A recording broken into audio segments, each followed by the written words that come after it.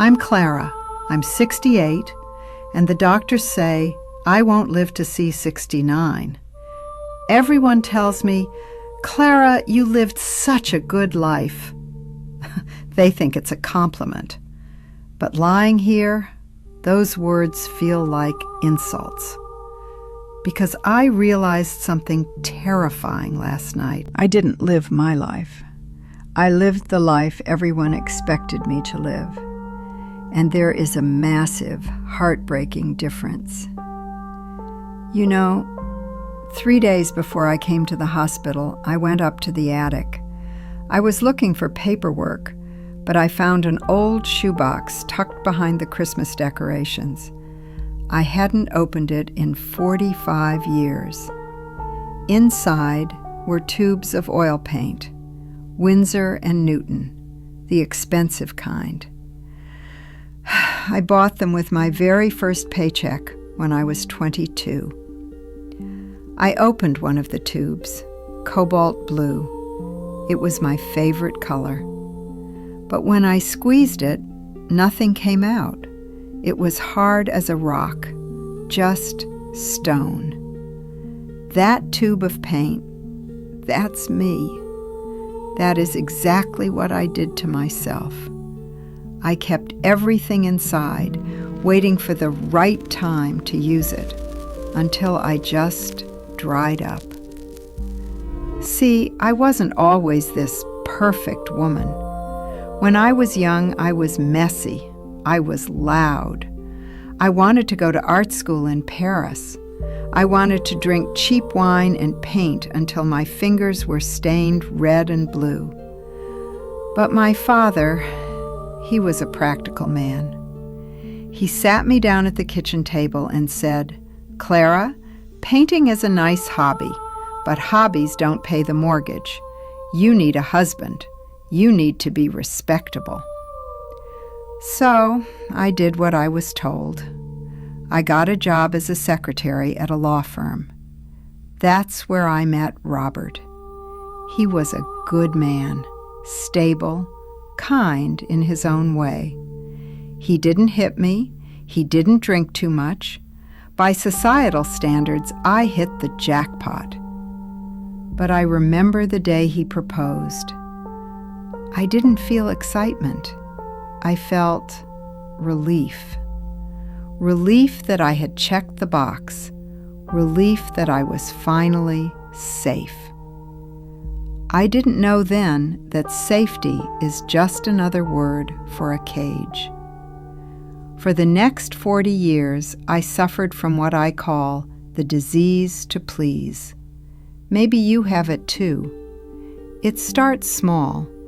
You say yes to organizing the office party when you're already drowning in work. You say it's fine when your husband forgets your anniversary because you don't want to make a scene. I became a professional at shrinking myself. I remember one Tuesday in 1995. I had the flu. I was burning up with fever. But Robert's boss was coming for dinner. So I took 3 aspirins, I put on my best dress, I cooked a 3-course meal, I smiled, I poured the wine, I listened to boring stories about golf for 3 hours. And you know what? Nobody even noticed I was sick. I was so good at pretending to be okay that everyone eventually forgot to ask me if I actually was okay. I thought I was being a martyr. I thought, look at me, sacrificing everything for my family. Isn't that noble? It's not noble. It's cowardly. I was just too scared to say, no, I am tired. Cook your own damn dinner. I want to tell you about the plates. In my dining room, there is a cabinet. Inside, there is a set of Royal Doulton china, gold rims, hand-painted. We got them as a wedding gift. Do you know how many times we ate off those plates in 45 years? 0. Not once. I was saving them. I was saving them for a special occasion. I wouldn't let the kids touch them. I wouldn't use them for Christmas because what if one breaks? Well, guess what? I am dying.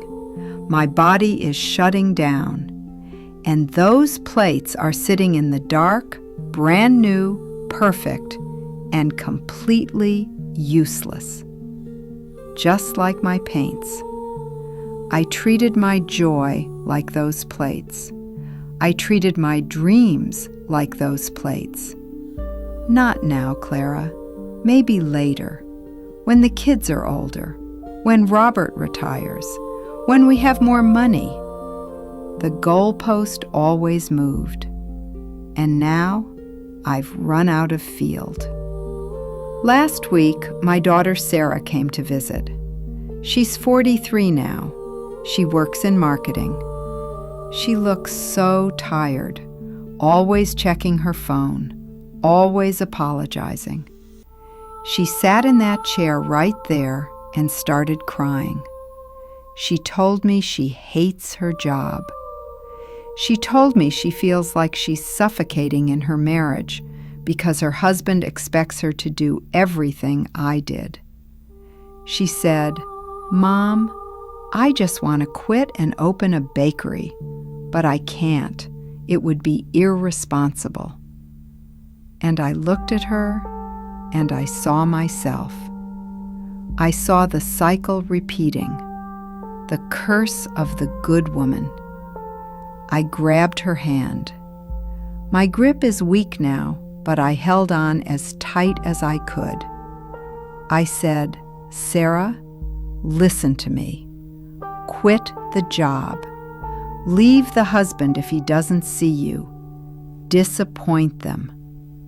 She looked at me like I was crazy. She said, "But Mom, you always taught us to be responsible. You were always so perfect." I started crying. I said, "I lied, Sarah. I wasn't perfect. I was afraid. Don't be me. Please, God, don't be me." I told her about the paints. I told her about the plates.